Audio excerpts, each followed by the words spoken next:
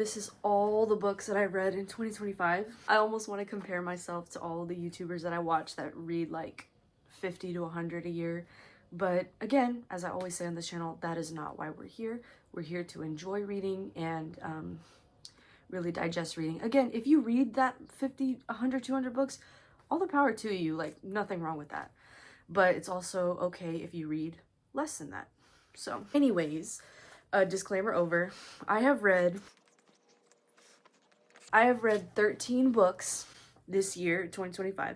I'm going to review them with you and tell you which books you should or shouldn't read. Again, you have free will. You don't have to listen to me. I'm just a small YouTuber. So anyways, this is just my opinion and my thoughts on each of these books. Just processing them. So I don't really remember the synopses and ratings I gave all of these because I have book amnesia. So we're just gonna go from the top. So let me put this pile down. I started the year off with Ariadne by Jennifer Saint. And this book started getting me into Greek mythology retellings. I still haven't read Achilles' Heel. Probably Hi, editing Jimena here. Yeah, I don't know what went through my head when I said Achilles' Heel. Also, I'm sick right now, so yeah, just wanted to clear that up. I don't know what was going on in my brain at that time. 2026 thing. But the Ariadne, it follows the Greek legend of Theseus and the Minotaur. It really breathes life into these characters, and this book was a roller coaster. I would say that the writing, one of the things I wrote about in my reading journal right here, I would say that the writing was short and abrupt at times. Ariadne is a royal teenager stuck in an exiled family. Theseus arrives at her palace. He's like the palace hottie, whatever. And it's like if the Hunger Games was in Greek mythology. Because Theseus arrives at the palace because he, along with a few other prisoners, came from Athens to be killed by Ariadne's brother, the Minotaur. And Ariadne helps Theseus and the other prisoners escape the labyrinth. Like, you find out who Theseus is later in the book. Kind of switches up on them. I don't know if that's a spoiler. I'm sorry. Anyways, I gave this book 4 stars. And honestly, I think it's a solid book to read. The text is kind of small, but if you can get past that, it's a pretty solid read. So that's Ariadne by Jennifer Saint. And then I continued with a memoir, From Here to the Great Unknown. This is a book by Lisa Marie Presley and her daughter, Riley Keough. Riley Keough is Elvis Presley's granddaughter. And this book was very, very sad, a very depressing book. It's a memoir about Lisa Marie Presley's life. The content of this book comes from a series of audio interview tapes that Lisa Marie recorded before she unfortunately passed away. Lisa Marie's entire life was shrouded with a veil of darkness, basically. This pain started to manifest after her father died, and her life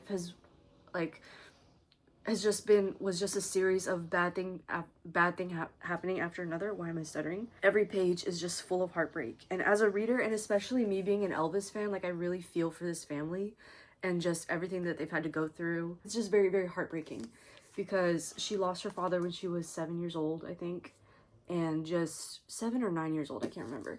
And just the way the path her life took after he passed away, and just the choices she's made. One of her sons died, unfortunately, and that's like, it's just hard. This is the back of the book. I don't rate memoirs because it's weird to put a star rating to someone's life. Yeah, so I don't do that. Anyway, that is From Here to the Great Unknown. Anyway, I haven't said whether I recommend these books. I do recommend these books so far as we are going. Oh my goodness.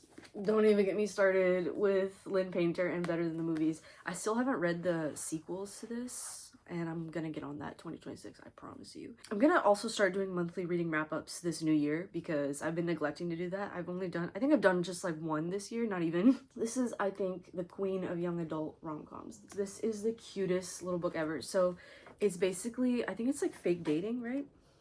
Yeah, so Liz Buxbaum, she's a hopeless romantic. Loves all things romance, has watched every rom-com under the sun, like When Harry Met Sally, all that. Her mother passed away, and so that's basically like fueled a lot of her grief and stuff. So Liz has been friends with her next door neighbor Wes like their entire lives since they were kids. She has recently developed a crush on Michael, who is like the popular guy in school, and she wants to have Michael take her to prom. She makes a deal with Wes for a parking spot, mind you, that if he helps her go to prom with Michael, she will give him the coveted parking spot that's in front of her house. He's gonna help her. As time passes, Liz realizes that she likes spending time with Wes, and there's starting to become blurred lines like, ooh, what am I feeling? Am I feeling what I feel for Michael for Wes? When Michael asks her to the prom finally, this creates problems. Eventually, Liz confesses her feelings, and it's just a gem of a novel. It's very easy to read, you know, just a very solid romance novel. I gave this book 5 stars. Like, this is like one of my 5-star reads of the year. Very, very good. Very, very sweet, wholesome romance. If you like the YA genre, I think, and if you haven't delved into it before, you should definitely start with this one. Circe by Madeline Miller. So I have mixed feelings about this book. A lot of it, I'm gonna be honest, I think it needs a reread for me personally, because a lot of it went over my head. It's not like Ariadne, where it was kind of like straight line start to finish. There's a lot of overlapping like plots in this book, I feel like. I gave this book 4 stars, by the way. So Circe is a story of a nymph, daughter of Helios, she is bullied her entire life by her siblings and her family. She discovers that she has a witchcraft ability. She makes a spell to turn her childhood bully, Scylla is her name, into a monster. She is exiled to a desert island, and then she meets all these characters. I will say, like, characters from Ariadne coincide with Circe because they're kind of like the same story, or like overlapping characters in 2 different stories, if that makes sense. So she is exiled, and then she hones her abilities. She starts drawing attention from both like mortal characters and gods. She finds herself fighting against one of the most corrupt and dangerous gods of Mount Olympus. You find that out in the book, who she's up against, and she has to protect everything she holds dear, her family, the world that she's created herself on this island for being exiled. This book is like almost 400 pages, so it's a chonker, and I gave it 4 stars because, again, a lot of it went over my head, and I don't, now that I think about it, it's not fair to rate a book lower just because I didn't understand it, but honestly, at the same time, like, again, it's not like Ariadne where it was like a straight shot start to finish. So yeah, there's a lot of like mixed feelings going on in this book. It is a Circe Greek mythological retelling, which 4 stars. I do recommend this book, if, again, like Ariadne, if you want to get into Greek retellings. So next I read Funny You Should Ask by Alyssa Sussman. This book was okay. I gave it 4 stars. I'm not sure if I would rate it the same now, but basically, I don't know how to pronounce the main character's first name, but Connie Horowitz. I think she's like a magazine writer, and she is hired to write about Gabe Parker, this like celebrity movie star type deal. She interviews him first in the past, and then there's a 10-year time jump, and she interviews him again for the second time, and she finds out where he's been, like how his life turned out, right? So 10 years pass, and Hani goes through a really bad divorce, goes through therapy, and she has the career she's always wanted, being a successful writer in LA. No matter what, her career cannot move past what is called the profile. Like the very first article she wrote about Gabe Parker, it was very viral, very iconic. She is asked to interview him a second time. She says no, she says no, she says no. She is in denial and wants to forget about the time that they spent together in that first article. They spent 72 hours together, so there is like some chemistry and some stuff she wants to forget, and you do find out what went down that weekend and how both parties feel about it. The story is pretty straightforward romance, basically. If you're into like the celebrity gossip magazine type vibe, this is a good book for you. I do recommend it. I'm probably gonna do another reread of this because, yeah, I don't really remember reading this book, honestly. I think it was because it was so early in the year, but that is Funny You Should Ask by Alyssa Sussman. So the next book I read, if you follow me on TikTok, which if you don't, you should, I made a TikTok on this book. This book, actually insane. Like, if you follow the Hunger Games franchise, the Hunger Games book series, you already know how tragic it is, so it's not even like a spoiler, like you just know, right? So this book is a prequel to the original trilogy we know and love. I gave this book 5 stars. I honestly want to give it 6 stars. Like, it's just that good. I'm not saying that because I'm a Hunger Games fan already. Like, 5 stars. So this book centers around Hamish Abernathy, which we all know and love him. He's great, right? So he is reaped on his birthday, which that already sets the tone of the book. Like, he's not having a good time. So he has a girlfriend named Lenore Dove. She's part of the Covey clan, which if you read Ballad, not me forgetting the name of the book, Ballad of Songbirds and Snakes, Lucy Gray Baird is part of that coven as well. So Lenore Dove is a Covey and potentially like related to, anyways. So Hamish is reaped, and he is like not even like supposed to have been reaped. Like, he got in the middle of an altercation, and as punishment they sent him to the Hunger Games. Like, no. So he forms relationships with his fellow tributes. Beatty, who, as you know, was in Catching Fire, right? Beatty, another district member, informs Hamish that there's a plot to break the arena. So, as seen in like Catching Fire and Mockingjay, there's all these plots, right? So Hamish follows through with the plan, and yeah, so I don't want to keep going if you haven't read it because I don't want to spoil. It's just, let me give you a hint. Game of Thrones, you know how everybody just, yeah. So without saying it, this book is probably one of the saddest books I've read this year. And I remember mentioning in my TikTok, like, I haven't even read A Little Life. So this is by far like just grief, page after page after page. It's not fun, it's not a good time, but it's important to see how Hamish's story comes about and how he starts the rebellion that Katniss catches on later.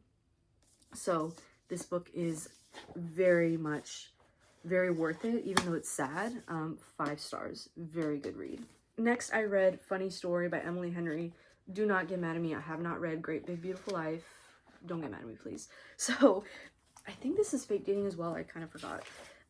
I gave this book 4 stars.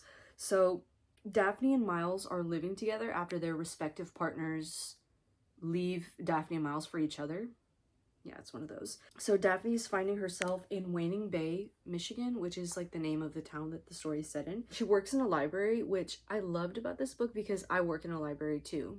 So a lot of the activities and things she did in this book I related to, and it was just nice to find myself in a book like this, right? Okay, yeah, I was right. So the trope for this book is fake dating to lovers. She's a librarian and Miles works in a winery, which I thought was very intriguing as well because your girl loves wine.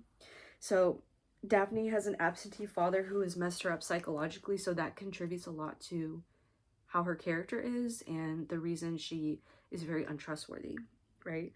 So Miles has felt like a failure all his life. To avoid spoilers, I'm just gonna summarize the back of the book. So they formulate this plan like, hey, we're going to fake date and be invited to the wedding, and we're gonna post pictures on Instagram of us together so our exes think that we've moved on and that we're done. Sorry guys, sorry if you hear like noise outside. There's like landscaping going on outside. So anyways, as you can probably imagine, Daphne and Miles lines start to get blurred. There's confusing feelings, and it's a very good story. Like I said, I gave it 4 stars. I don't know why I didn't give it 5 stars. I think like a lot of other readers will say, like 5 stars are if the book stays with you and you remember the characters for long after.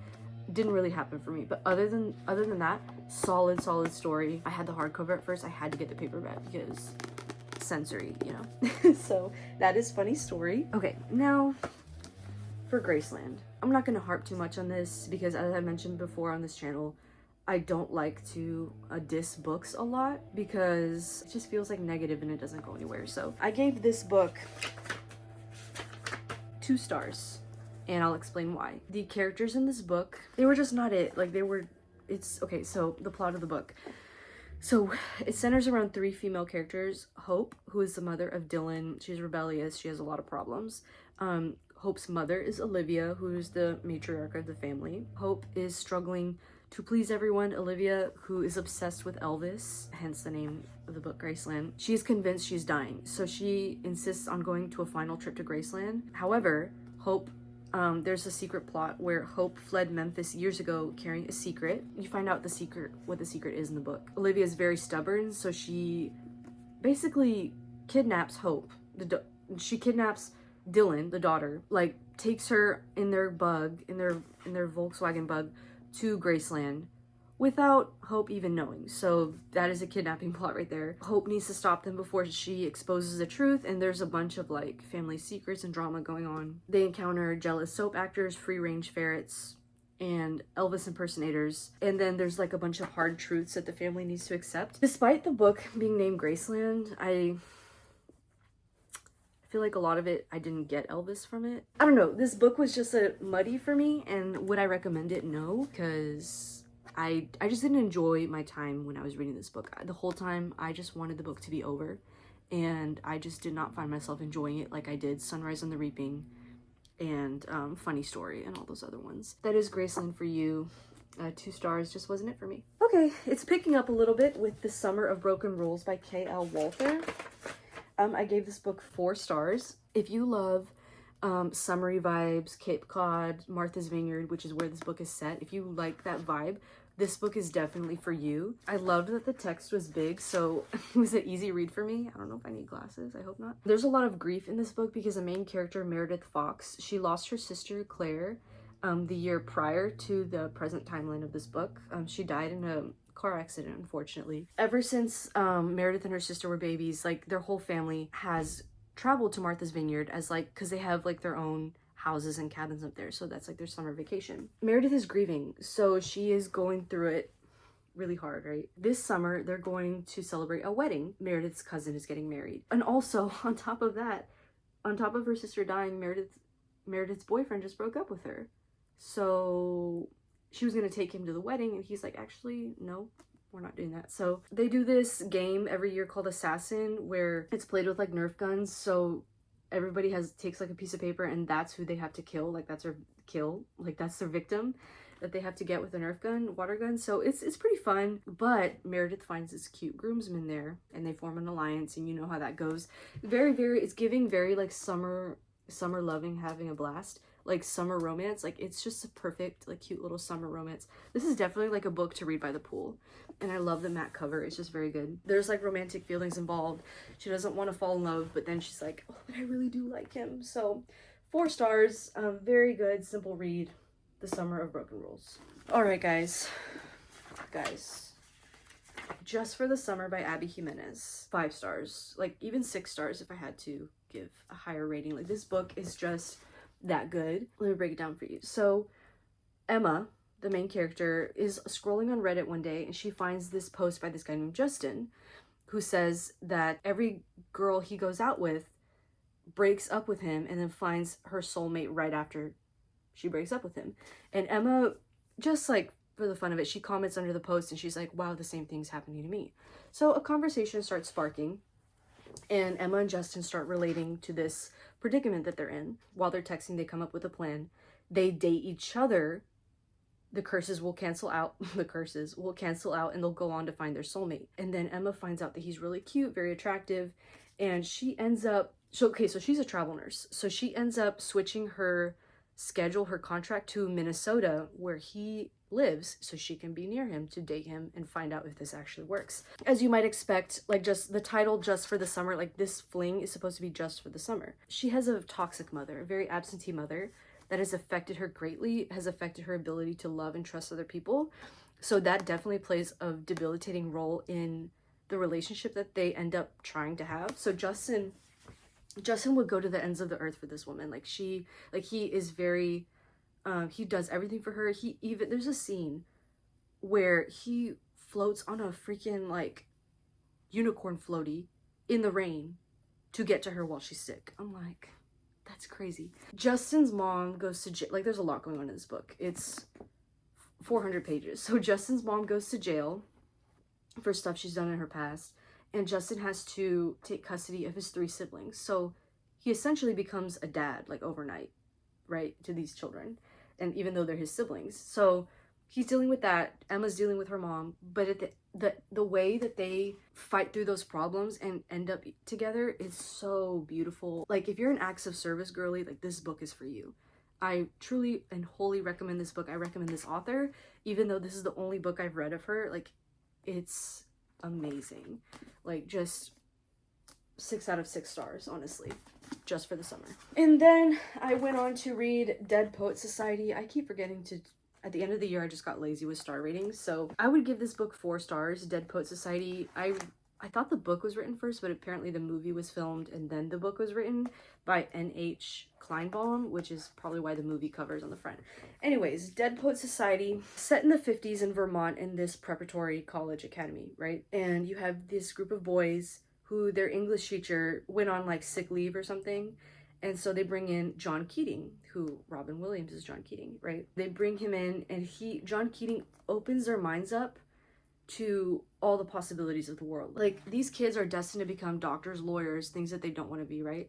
And Mr. Keating, he opens their minds up and has them read poetry, has them explore their confidence within themselves to be more than what their parents are forcing them to be. So he just basically opens up a whole new world of them. He introduces them to the Dead Poet Society, which is a group that Mr. Keating was in back when he was at Welton College. Basically, we're in the group, you read poetry, and it's like basically a poetry book club where they would read Byron, Shelley, Keats, right?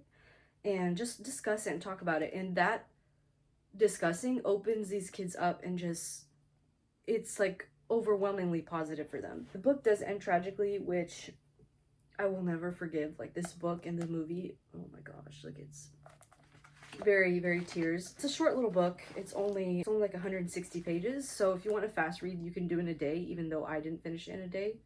Dead Poet Society is good for you. And you just get that very fall autumnal vibe. And yeah, that's Dead Poet Society. 4 stars. Okay, guys, we're in the second to last book. What Happened to Goodbye by Sarah Dessen. This is my first Sarah Dessen novel that I've ever read, and it was pretty decent. I would give this book like 3.75, 4 stars. So, what's the main character's name? I already forgot. McLean, nasty divorce. Mom cheated on the dad with the college basketball coach of their town. Very, yeah, crazy. The dad is like a restaurant consultant, so he has to travel every so often, like every 3 months, to different restaurants and just consult if they're struggling. Like, he helps them get back on their feet and stuff. So McLean does not have a lot of friends. She doesn't have any friends, really. She makes a new identity to every town they visit. In one town, she was Liz Sweet. And then another town, she was like, so Elizabeth, whatever, Sweet, right? She has no identity, really. She struggles, like, making, in the town that she ends up staying in, kind of, she struggles maintaining those relationships, and there's a secret about her that is found out near the end of the book that causes a lot of like turmoil. It's just not a good time for her, but she ends up finding herself in this town and forming lasting relationships with the friends at her school. The whole like plot of like the restaurant that her dad's working at right now, it's they get it back on its feet, and it's just a good story. I have a feeling that it was set in like the early 2000s because they talk about flip phones and like the fashion that the kids are wearing.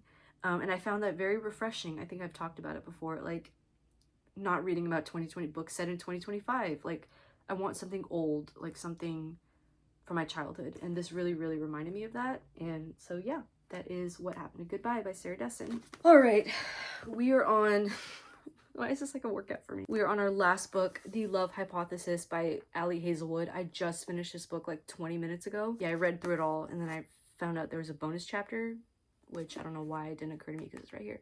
But I read the bonus chapter. This book, I think honestly I'm gonna give it 4.25. And I say that specifically because the writing wasn't 100% there for me. It wasn't like The Secret History, which is right here, which I'm still not done with it. I'll probably finish it in January. Overall, the story was pretty good. I realized I read a lot of fake dating this year. Maybe that's my trope, I don't know. But this is fake dating. So Olive, who you see here, she was dating this guy named Jeremy. Jeremy was staring, like at a party, Jeremy was staring at Olive's best friend on the whole time. And Olive was like, okay, maybe he likes her, I don't know. So they break up. On wants to date Jeremy. I think if you've seen my other video, I've talked about this book before, but because of girl code, she does not want to date Jeremy because she is scared that Olive's gonna get upset. And Olive keeps saying like, no, like, I'm over him, like, please date him, I want you to be happy. But still Anna's like, no, I don't want to date him. So Olive feels that she has no choice. She is in the biology lab late at night, and On happens to be walking by, and there's this guy standing next to Olive in the hallway, and she kisses him to make On think that she's on a date with this man. So Olive forms this entire fake dating plot for On to finally be with Jeremy and think that Olive is moved on, which she has been moved on the whole time, but On won't believe that, of course. So yeah, it is a great fake dating plot. It's set in like STEM academia vibes, which Allie Hazelwood, if you didn't know, she is a scientist herself. In her author's note, she said that STEM and academia, like, that's all I know. So I wanted to incorporate that environment, that atmosphere into my writing, which I thought was really good concept. This book has been talked about like a couple of years ago. I'm just now getting into it, but this book, 4.25 stars. The romance, it was good. It was good. It wasn't the best romance I've ever read, but I definitely do recommend it. I will say there is a lot of spice in this book, so if you do not like that, then you will not like this book. You can probably skip over it if you want to, but other than that, like, if that's just not your vibe at all, like, you don't have to read it. Like, I'm just letting you know. It's a lot that goes into this book. Like, this book was almost 400 pages as well. You get a bit of sorry, I didn't even say the guy's name. Adam Carlson, Dr. Adam Carlson, that's the male main character. You get a bit of his perspective in the bonus chapter, which is really good. So his perspective was not what I was expecting in the end, but it still wrapped things up in a nice way. I didn't even mention this at the beginning in the prologue. Olive is interviewing for her PhD, whatever. I don't even know. See, a lot of it goes over my head. I'm not a scientist. But she's interviewing, and she is wearing expired contact lenses, so her eyes start burning and burning. She starts, like, crying. So she goes to the bathroom. This guy knocks on the door and asks if she's okay because she's, like, in pain. And they have this conversation because she is unsure. She's 23, like, younger than me, right? And she's, like, confiding in this man. And she's, like, the man that visits her in the bathroom. And she's like, am I doing this for the right reasons? The book goes into why she's there, why she's a scientist in the first place. And the man that visits her in the bathroom is like, you do it however you feel comfortable. You do science for whatever reason you want. And then there's a lot of, like, revelations that come out in this book later. And it's, like, very, like, satisfying to read. So I will say that about the book. The romance is okay. But I would recommend this. 4.25 stars. Again, if you don't like spice, don't read it. But that is the last book I read, literally today, December 31st, and I do not see myself finishing another book, so we're just gonna end it there. I read 13 books this year. This is an accomplishment in and of itself. I saw a TikTok or a reel the other day that said, even if you read one book, you've already outread, like, a lot of the population. So I'm very proud of myself for taking the time to involve myself in these stories. If this video inspires you to pick up a book, like, I will feel so proud of myself, and, like, I'm proud of you, obviously, that you've done that. So yeah, here's to another year of reading. Let's see if I can get more books on this pile, and again, if I don't, who cares? It's just reading. It's not that serious. So we're here to escape and have a good time. We're here for a good time, not a long time. So yeah, that is my reading for this year. I hope you guys enjoyed my videos this year. I hope to be more consistent. I definitely want to do monthly reading wrap-ups. If I only read one book, I don't care. I have to do a reading wrap-up. So yeah, I hope you guys have a wonderful end to your 2025, and let's read more of this 2026. Let's go. All right, thank you guys for spending this year with me. I hope that you spend 2026 with me. All right, bye. Happy New Year.